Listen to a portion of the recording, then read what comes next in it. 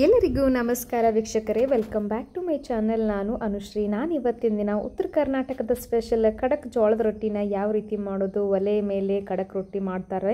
So ನಾವು gas ಮೇಲೆ ಯಾವ ರೀತಿ ಖಡಕ್ ರೊಟ್ಟಿನ ಮಾಡ್ಕೊಳ್ಳೋದು ಅಂತ ತೋರಿಸ್ಕೊಡಕತ್ತೀನಿ. ಸೊ ವಿಡಿಯೋನ ಸ್ಕಿಪ್ ಮಾಡದೆ ಕೊನೆವರೆಗೂ ನೋಡ್ರಿ, ನಿಮಗೆ ಖಡಕ್ ರೊಟ್ಟಿ ಹೆಂಗೆ ಮಾಡೋದು ಅಂತ ತಿಳಿತೈತೆ ನೋಡ್ರಿ. ಸೊ ಮೊದಲೇದಾಗಿ ನಾವು ಇಲ್ಲಿ ಸ್ಟಾರ್ಟ್ ಮಾಡೋಣಂತ ರೊಟ್ಟಿ ಮಾಡೋಕೆ. ನಾನು ಮೊದ್ಲಿಗೆ ಗ್ಯಾಸ್ ಹಚ್ಕೊಂಡ್ಬಿಟ್ಟು ಒಂದು ಪಾತ್ರೆ ಬಿಸಿಗೆ ಇಟ್ಕೊಳಕತ್ತೀನಿ ರೀ. ಅದಕ್ಕೆ ನಾನು 1.5 ಗ್ಲಾಸ್ನಷ್ಟು ನಾನು ನೀರನ್ನು ಹಾಕ್ಕೊಳ್ತೀನಿ ನೋಡ್ರಿ. ಸೊ ರೊಟ್ಟಿ ಮಾಡೋಕೆ ಜಾಸ್ತಿ ಏನು ಬೇಕಾಗಂಗಿಲ್ಲ ನೋಡ್ರಿ, ಹಿಟ್ಟು ಮತ್ತು ನೀರು ಇದ್ರೆ ಸಾಕು ರೊಟ್ಟಿ ರೆಡಿ ಆಗ್ತೈತೆ ನೋಡ್ರಿ. ಸೊ ನೀರು ಹೆಸರು ಬರ್ತಿದ್ದಂಗೆ ಕುದಿತಿದ್ದಂಗೆ ನಾನು ಒಂದು 2 ಕಪ್ನಷ್ಟು ಜೋಳದ ಹಿಟ್ಟನ್ನು ಹಾಕ್ಕೊಂಡು ಈ ರೀತಿ ಗರ ಗರ ಅಂತ ತಿರುಗಿಸಾಕತ್ತೀನಿ. ಸೊ ಇದೇನು ಜೋಳದ ಹಿಟ್ಟು ಗಂಟದು ಏನೂ ಆಗಂಗಿಲ್ಲ ನೋಡ್ರಿ. ಸೊ ನೋಡಕತ್ತಿರಲ್ಲ, ಇಷ್ಟು ನಾವು ಈ ರೀತಿ ತಿರುಗಿಸ್ಕೊಂಡು ಗ್ಯಾಸನ್ನ ಆಫ್ ಮಾಡ್ಕೊಂಬಿಡ್ರಿ. ಆಫ್ ಮಾಡ್ಕೊಂಡ್ಬಿಟ್ಟು ಈ ರೀತಿ ನೀವು ಜಿಗುಟನ್ನು ಹಾಕ್ಕೊಳ್ಬೇಕಾಗತ್ತೆ. ಸೊ ನೋಡಕತ್ತಿರಲ್ಲ, ನಾನು ಈ ಸ್ವಲ್ಪ ಜಿಗುಟು ಇಷ್ಟು ಹಾಕ್ಕೊಂಡೆ ನೋಡ್ರಿ. ಅದರಲ್ಲಿ ಸ್ವಲ್ಪ ಅರ್ಧ ನಾನು ಈ ಕೊಮ್ಮನಿಗೆ ಒಳಗೆ ಹಾಕ್ಕೊಳಕತ್ತೀನಿ ರೊಟ್ಟಿ ಮಾಡೋದು. ಸೊ ನೀವು ರೊಟ್ಟಿ ಮಾಡೋ ಕೊಮ್ಮನಿಗಿದ್ರೆ ಮಾಡ್ಕೋಬೋದು, ಇಲ್ಲಾಂದರೆ ನೀವು ಗ್ಯಾಸ್ ಕಟ್ಟಿ ಮೇಲೆ ಕೂಡ ಮಾಡ್ಕೋಬೋದು ನೋಡ್ರಿ. ಸ್ವಲ್ಪ ನಾನು ಇದಕ್ಕೆ ಜಿಗಿಟ್ಟು ಹಾಕ್ಕೊಂಡದಕ್ಕೆ ನಾನು ಒಂದು 2 ಕಪ್ನಷ್ಟು ನಾನು ಜೋಳದ ಹಿಟ್ಟನ್ನು ಹಾಕ್ಕೊಳಕತ್ತೀನಿ ನೋಡ್ರಿ. ಜೋಳದ ಹಿಟ್ಟು ಸ್ವಲ್ಪ ಜಾಸ್ತಿ, ಅಂದರೆ ಹಿಟ್ಟು ಜಾಸ್ತಿ ಹಾಕೋದ್ರಿಂದ ರೊಟ್ಟಿ ಭಾಳ ವಿರಸಂಗ ಬರ್ತಾವೆ ನೋಡ್ರಿ. ಸೊ ಹಿಟ್ಟನ್ನು ನೀವು ಆದಷ್ಟು ಗಟ್ಟಿಯಾಗಿ ನಾದ್ಕೊಳ್ಬೇಕಾಗತ್ತೆ. ಸ್ವಲ್ಪ ಚರ ಅಂತ ನಾದ್ಕೊಂಡು ಗಟ್ಟಿಯಾಗಿರ್ಬೇಕು ನೋಡ್ರಿ. ಹಿಟ್ಟು ಭಾಳ ಸಾಫ್ಟಂಗೆ ನಾದ್ಕೊಂಡ್ರೆ ಸ್ವಲ್ಪ ಮೆತ್ತಗಾಗ್ತಾವೆ. ಸೊ ನೀವು ಹಿಟ್ಟನ್ನು ಎಷ್ಟು ಗಟ್ಟಿಯಾಗಿ ಚಂದಾಗಿ ನಾದ್ಕೋತೀರಿ ನೋಡ್ರಿ, ಆವಾಗ ನಿಮ್ಗೆ ರೊಟ್ಟಿ ಭಾಳ ಬಿರುಸಂಗ ಬರ್ತಾವೆ ನೋಡ್ರಿ. ಸೊ ನೋಡಕತ್ತಿರಲ್ಲ, ಸೊ ಸ್ವಲ್ಪ ನಾನು ನೀರು ಹೊಡೆದು ಈ ಹಿಟ್ಟನ್ನು ಪೂರ್ತಿ 2 ಕೈಯಿಂದನೂ ಚಂದಾಗಿ ನಾನು ಬಿಜ್ಕೊಳ್ಬೇಕಾಗತ್ತೆ. ಸೊ ನಿಮ್ಗೆ ಹಿಟ್ಟು ಈ ರೀತಿ ನೀವು ನೋಡಕತ್ತಿರಲ್ಲ, ಇಷ್ಟು ಗಟ್ಟಿಯಾಗಿ ನಾನು ನಾದ್ಕೊಳ್ಳಕತ್ತೀನಿ. ಸೊ ನಾದ್ಕೊಳ್ಳೋವಾಗ ನಿಮ್ಗೆ ಇದನ್ನು ಅದಕ್ಕೆ ಕರೆಕ್ಟಾಗಿ ಬರಲಿಲ್ಲ ಅಂತಂದ್ರೆ ಅದರಲ್ಲೇ 1-2 ಭಾಗ ಮಾಡಿಕೊಂಡು ನಿಮ್ಗೆ ಎಷ್ಟು ಬೇಕಲ್ಲ ಸೊ ಅಷ್ಟು ನೀವು ಸ್ವಲ್ಪ ಹಿಟ್ಟು ತೊಗೊಂಡು ಸ್ವಲ್ಪ ಚಂದಾಗಿ ನೀವು ಹಿಟ್ಟನ್ನು ಸಾಫ್ಟಾಗಿ, ಅಂದ್ರೆ ಸ್ವಲ್ಪದು ಗಟ್ಟಿನೇ ಇರಬೇಕು ರೀ, ಬಟ್ ಅದು ಹೆಂಗಂತಂದ್ರೆ ಒಂಥರ ಮೆತ್ತಗಾಗಬೇಕದು ಹಿಟ್ಟು. ಆ ರೀತಿ ನೀವು ಹಿಟ್ಟನ್ನು ನಾದ್ಕೊಂಡ್ರೆ ಈ ರೊಟ್ಟಿ ಕಟ್ಟಾಗಂಗಿಲ್ಲ, ಏನಿಲ್ಲ ನೋಡ್ರಿ.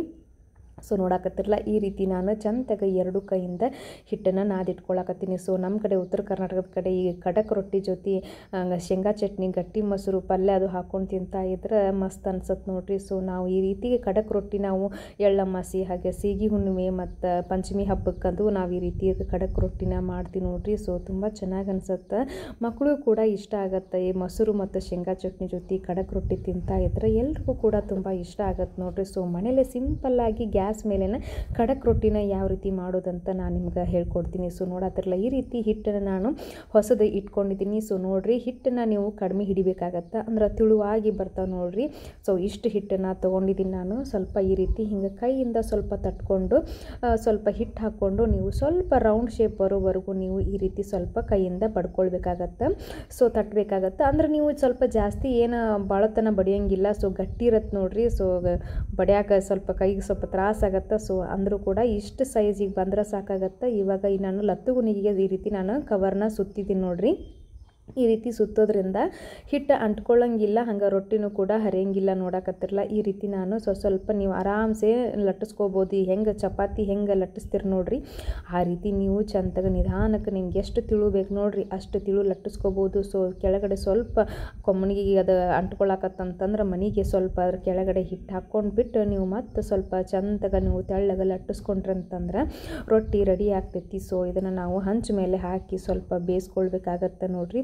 ಸೊ ನೀವು ಬೇಯಿಸಾಕ ಅದಕ್ಕೆ ಕಾಟನ್ ಬಟ್ಟೆ ತೊಗೊಂಡ್ರೆ ತುಂಬ ಚೆನ್ನಾಗಿ ಅನಿಸುತ್ತೆ. ವೈಟ್ ಕಾಟನ್ ಬಟ್ಟೆದಿಂದ ನೀವು ಈ ರೀತಿ ಬೇಯಿಸ್ಕೋಬೋದು, ತುಂಬ ಚೆನ್ನಾಗಿ ಅನಿಸುತ್ತೆ. ಸೊ ನೋಡಕತ್ತಿರಲ್ಲ, ಇವಾಗ ಇಷ್ಟು ದೊಡ್ಡದಂಗೆ ರೊಟ್ಟಿ ಮಾಡ್ಕೊಂಡೀನಿ. ಇವಾಗ ನಾನು ಹಂಚು ಬಿಸಿಗೆ ಇಟ್ಕೊಂಡಿದ್ದೆ ನೋಡ್ರಿ. ಸೊ ಹಂಚು ಮೇಲೆ ಹಾಕ್ಕೊಂಡು ಈ ರೀತಿ ನಾನು ಸ್ವಲ್ಪ ರೊಟ್ಟಿನ ಬೇಯಿಸ್ಕೊಳ್ಬೇಕಾಗತ್ತೆ. ಸೊ ಇವಾಗ ಅದಕ್ಕೆ ಸ್ವಲ್ಪ ಹಿಟ್ಟು ನೀರನ್ನ ಹಚ್ಕೊಳಕತ್ತೀನಿ. ಸ್ವಲ್ಪ ನೀರು ಹಚ್ಕೊಳ್ಳೋಣ ಅಂತ. ಸೊ ವೈಟ್ ಕಾಟನ್ ಬಟ್ಟೆಯಿಂದ ಸ್ವಲ್ಪ ನೀವು ನೀರು ಹಚ್ಕೊಂಡ್ಬಿಟ್ಟು ಜಾಸ್ತಿ ನೀರು ಹಚ್ಕೊಳಕ್ಕೆ ಹೋಗ್ಬೇಡ್ರಿ, ಅಂದರೆ ಜಿನಿ ಫುಲ್ ನೀರಿನ ಅಂಶ ಜಾಸ್ತಿ ಇಲ್ಲಿ ಬಿಡಬಾರ್ದು ನೋಡ್ರಿ. ಅಂದರೆ ರೊಟ್ಟಿ ಅಂದ್ರೆ ಬೇಗ ಕೆಳಗಡೆ ಬೆಂದತ್ತೆ. ಸೊ ಮೇಲ್ಗಡೆ ಸ್ವಲ್ಪ ಹಸಿ ಅಂದ್ರೆ ರೊಟ್ಟಿ ಜಿಗಿಟ್ಟು ಬಿಟ್ಟು ಎಳಂಗೆ ಇಲ್ಲ ಅಂತಂದ್ರೆ ಅಂಟ್ಕೊಂಡು ಬಿಡುತ್ತೆ ಹಂಚಿಗೆ. ಸೊ ಈ ರೀತಿ ಫುಲ್ ಡ್ರೈ ಆಗ್ಬೇಕ್ರಿ ಇದು, ಅಂದರೆ ನೀರೆಲ್ಲ ಹಚ್ಚಿದ್ದೆಲ್ಲನೂ ಒಣಗಬೇಕು. ಸೊ ಆವಾಗ ನೀವು ರೊಟ್ಟಿನ ಹೊಳಸಾಕಬೇಕು. ಬೇಗ ರೊಟ್ಟಿ ಹೊಳಸಾಕಬಾರ್ದ್ರಿ, ಅಂದರೆ ಸ್ವಲ್ಪ ಬಿರುಸಿನ ಮ್ಯಾಗ ಬೇಯಿಸ್ಕೋಬೇಕಾಗತ್ತೆ ಗ್ಯಾಸ್ ಮೇಲೆ ನೀವು ಹಂಚಿನಾಗ. ಸೊ ನೋಡ್ರಿ, ಇಷ್ಟು ತೆಳ್ಳಂಗ ರೊಟ್ಟಿ ರೆಡಿ ಆಗೈತಿ. 1ನೇ ರೊಟ್ಟಿ ಇದೆ. ಸೊ 2ನೇ ರೊಟ್ಟಿ ನೋಡ್ರಿ ಬರಬ್ಬರಿ ಬರ್ತೈತಿ. ಸೊ 1ನೇದು ನಿಮಗೆ ಬರಬ್ಬರಿ ಬರಲಿಲ್ಲ ಅಂತಂದ್ರೂ ಕೂಡ ನೀವು 2ನೇದು ಚಂದಾಗಿ ಇನ್ನೊಂದು ಸ್ವಲ್ಪ ನಾದ್ಕೊಂಡು ನೀವು ರೊಟ್ಟಿ ಬಡದ್ರಿ ಅಂತಂದ್ರೆ ಅಗದಿ ಮಸ್ತಂಗೆ ರೊಟ್ಟಿ ಬರ್ತೈತೆ ನೋಡ್ರಿ. ಸೊ ನೋಡಕತ್ತಿರಲ್ಲ ಈ ರೀತಿ ನಾನು ಸ್ವಲ್ಪ ಇದನ್ನು ತಟ್ಕೊಂಡು ಇಟ್ಕೊಳ್ತೇನಂತ. ಅಂದ್ರೆ ಸ್ವಲ್ಪ ರೌಂಡ್ ಶೇಪ್ ಅಂತಂದ್ರೆ ನಿಮ್ಗೆ ಲಟ್ಸಕ್ಕೆ ಅನುಕೂಲ ಆಗುತ್ತೆ ನೋಡ್ರಿ. ಸೊ ಈ ರೀತಿ ನೀವು ಚಪಾತಿ ಯಾವ ರೀತಿ ಲಟ್ಟಿಸ್ಕೊತೀರ ನೋಡಿ ಆ ರೀತಿ ಬರೋಬ್ಬರಿ ಆರಾಮ್ಸೆ ಲಟ್ಟಿಸ್ಕೋಬೋದು. ಜಾಸ್ತಿ ಮತ್ತು ಭಾರ ಹಾಕಿ ಲಟ್ಟಿಸಿದ್ರೆ ಸ್ವಲ್ಪ ಅಂಟ್ಕೊಂಡು ಮತ್ತು ಹರಿದು ಬಿಡುತ್ತೆ. ಸೊ ನೋಡಕತ್ತಿರಲ್ಲ ಇಷ್ಟು ದೊಡ್ಡದಾಗ ಲಟ್ಟಿಸ್ಕೋಬೋದು ನೀವು, ಭಾಳ ಚಲೋ ಅಂತಂಗೆ ಬರ್ತಾವೆ, ಒಟ್ಟು ಹರಿಯಂಗಿಲ್ಲ. ಸೊ ನೋಡಕತ್ತಿರಲ್ಲ ಇಷ್ಟು ಸೈಜಿಗೆ ನಾನು ರೊಟ್ಟಿ ಮಾಡಿ ಇಟ್ಕೊಂಡಿನಿ. ಹಂಗೆ ಭಾಳ ತಿಳುವಂದ್ರೆ ಭಾಳ ತಿಳುವಾಗೈತೆ ನೋಡ್ರಿ ರೊಟ್ಟಿ. ಸೊ ಮಸ್ತಂಗೆ ಖಡಕ್ ರೊಟ್ಟಿ ಅಂತಂದ್ರೆ ಪಾಪಡ್ ಥರ ಇರ್ಬೇಕು ನೋಡ್ರಿ. ಅಷ್ಟು ತೆಳ್ಳಗ ರೊಟ್ಟಿ ಆತಂತಂದ್ರೆ ನಿಮಗೆ ತಿನ್ನಕಂತರೂ ಒಂದು ರೊಟ್ಟಿ ತಿನ್ನುವಾರ 10 ರೊಟ್ಟಿ ಕೂಡ ತಿಂತಾರೆ ನೋಡ್ರಿ, ಅಷ್ಟು ಚಲೋ ಆಗಿರ್ತಾವೆ ರೊಟ್ಟಿ. ಸೊ ನೋಡತ್ತಿರಲ್ಲ ಈ ಪ್ಲೇಟ್ ಸೈಜಿಗೆ ಪ್ಲೇಟ್ ತುಂಬ ದೊಡ್ಡದೈತಿ ಇದು. ಸೊ ವಿಡಿಯೋದಾಗ ಸಣ್ಣ ಕಾಣಿಸಾತೈತಿ. ಈ ರೀತಿ ನಾನು ದೊಡ್ಡ ಸೈಜಿನಾಗ ರೊಟ್ಟಿ ಮಾಡಿಕೊಂಡು ಹಂಚ ಮೇಲೆ ಹಾಕ್ಕೊಂಡು ಎರಡೂ ಸೈಡಿಂದ ನಾನು ಸ್ವಲ್ಪ ಚಂದಾಗ ಬೇಯಿಸ್ಕೊಳ್ತೀನಿ ನೋಡ್ರಿ. ಬಿರುಸಿನ ಮ್ಯಾಗ ನೀವು ಬೇಯಿಸ್ಕೊಳ್ಬೇಕಾಗತ್ತೆ. ರೊಟ್ಟಿನ ಬೇಗ ಹೊಳಿಸಿ ಹಾಕಬಾರ್ದು ನೋಡ್ರಿ. ಬೇಗ ಹೊಳಿಸಿ ಹಾಕಲಿಲ್ಲ ಅಂತಂದ್ರೆ ನೀವು ರೊಟ್ಟಿ ಚಂದಂಗೆ ಬಿರುಸಿನಂಗೆ ಬೇಯ್ತೈತಿ. ಅಂದ್ರೆ ಗ್ಯಾಸ್ ನೀವು ಮೀಡಿಯಮ್ ಫ್ಲೇಮ್ ಒಳಗೆ ಇಟ್ಕೊಂಡು ನೀವು ಬೇಯಿಸ್ಕೊಳ್ಬೇಕಾಗತ್ತೆ ನೋಡ್ರಿ. ಮತ್ತು ಈ ರೀತಿ ನಾನು ಹೊಳಿಸಿ ಹಾಕ್ಕೊಂಡು ಈ ರೀತಿ ನೋಡಾಕತ್ತಿರಲ್ಲ ಹಿಂಗೆ ನಾ ಎರಡೂ ಸೈಡಿಂದ ಚಂದಾಗ ಸ್ವಲ್ಪ ಬಿರುಸಾಗುವಂಗೆ ಬೇಯಿಸ್ಕೊಳ್ತೀನಿ. ನೋಡಾಕತ್ತೀರಿ ಇಷ್ಟು ತೆಳ್ಳಂಗೆ ನೋಡ್ರಿ, ಇಷ್ಟು ತೆಳ್ಳಗೆ ಫುಲ್ ಪಾಪಡ್ ಥರ ಇಷ್ಟು ತೆಳ್ಳಗೆ ರೊಟ್ಟಿ ರೆಡಿ ಆಗೈತಿ.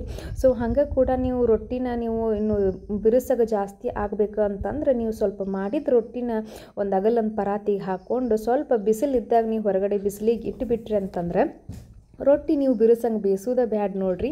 ಆ ರೀತಿ ರೊಟ್ಟಿ ಭಾಳ ಕುರು ಅನ್ನೋಂಗೆ ರೆಡಿ ಆಗಿಬಿಡ್ತೈತಿ ಬಿಸಿಲಿನ ಹೊಡೆತಕ್ಕೆ. ಸೊ ನೋಡಕತ್ತಿರಲ್ಲ ಈ ರೀತಿ ನಾನು ಎಲ್ಲ ರೊಟ್ಟಿನೂ ಈ ರೀತಿ ಬೇಯಿಸ್ಕೊಂಡು ಈ ರೀತಿ ಆರಾಕ ಇಟ್ಬಿಟ್ಟೆ ನೋಡ್ರಿ. ಬಿರುಸಂಗೆ ಬೇಯಿಸಿದ್ರು ಕೂಡ ಸ್ವಲ್ಪ ಗಾಳಿಗೆ ಆರಾಕಿದ್ವಿ ಅಂತಂದ್ರೆ ಈ ಫುಲ್ಲ ಬಿರುಸಾಗ್ಬಿಡ್ತೈತೆ ನೋಡ್ರಿ ರೊಟ್ಟಿ. ಅಂದ್ರೆ ಭಾಳ ಚಲೋ ಅನ್ನಿಸ್ತಾವೆ. ನೀವು ತಿಂಗಳಾನುಗಂಟ್ಲೆ ಇಟ್ಟರೂ ಕೂಡ ರೊಟ್ಟಿ ಹಾಳಾಗಂಗಿಲ್ಲ ನೋಡ್ರಿ. ಸೊ ನೋಡಕತ್ತಿರಲ್ಲ ಇಷ್ಟು ತೆಳ್ಳಂಗೆ ನಾನು ರೊಟ್ಟಿ ಮಾಡಿ ಇವತ್ತಿಂದ ನಾನು ನಿಮಗೆ ತೋರಿಸ್ಕೊಟ್ಟೇನೆ ಖಡಕ್ ರೊಟ್ಟಿ. ಸೊ ಅಗದಿ ಮಸ್ತಂಗೆ ರೊಟ್ಟಿ ಜೋಳದ ರೊಟ್ಟಿ ರೆಡಿ ಈಗ ನೋಡ್ರಿ. ಇದನ್ನು ಗಟ್ಟಿ ಚಟ್ನಿ ಮೊಸರು ಜೊತೆ ಹಾಕ್ಕೊಂಡು ತಿಂತಾ ಇದ್ರಂತಂದ್ರೆ ಶೇಂಗಾ ಹಿಂಡಿ ಜೊತೆ ತಿಂದ್ರಂದ್ರೆ ಭಾರಿ ಮಸ್ತ್ ಅನ್ಸತ್ತೆ ನೋಡ್ರಿ. ನೀವು ಈ ಜೋಳದ ರೊಟ್ಟಿನ ಮನ್ಯಾಗ ಟ್ರೈ ಮಾಡಿ ನೋಡ್ರಿ. ನೋಡಕತ್ತಿರಲ್ಲ ಎಷ್ಟು ದೊಡ್ಡ ರೊಟ್ಟಿ ಇವತ್ತಿನ ದಿನ ನಾನು ನಿಮ್ಗೆ ಮಾಡಿ ಹೆಂಗೆ ಮಾಡೋದಂತ ತೋರಿಸ್ಕೊಟ್ಟಿನಿ. ಸೊ ಮತ್ತೆ ಕಡ ಮಾಡ್ತೀರಿ ನೀವು ಈ ಜೋಳದ ರೊಟ್ಟಿನ ಮನ್ಯಾಗ ಮರಿದ ಜೋಳದ ರೊಟ್ಟಿನ ಮನ್ಯಾಗ ಮಾಡಿರಿ. ಮನ್ಯಾಗಿನ ಮಂದಿ ಮಕ್ಕಳು ಎಲ್ಲರೂ ಇಷ್ಟಪಟ್ಟು ತಿಂತಾರೆ ನೋಡ್ರಿ. ಸೊ ನಾನ್ ವೆಜ್ ಜೊತೆ ವೆಜ್ ಜೊತೆ ಮಸ್ತ್ ಅನ್ಸುತ್ತೆ ರೊಟ್ಟಿ. ಹಂಗೆ ನೀವು ಮಾಡ್ಕೊಂಡು ತಿನ್ನಿರಿ. ಹಂಗೆ ನೀವು ನಮ್ಮ ಚಾನಲ್ನ ಸಬ್ಸ್ಕ್ರೈಬ್ ಮಾಡ್ಕೊಳ್ಳೋದು ಮರ್ಯಾಕೆ ಹೋಗ್ಬೇಡ್ರಿ. ಮತ್ತು ಮುಂದಿನ ವಿಡಿಯೋದಲ್ಲಿ ಮತ್ತೆ ಸಿಗ್ತೀನಂತ ನಮಸ್ಕಾರ ರೀ. ಅಲ್ಲಿವರೆಗೂ ನೀವು ಇದನ್ನು ಒಂದು ಬಾರಿ ಟ್ರೈ ಮಾಡಿ ನೋಡಿ.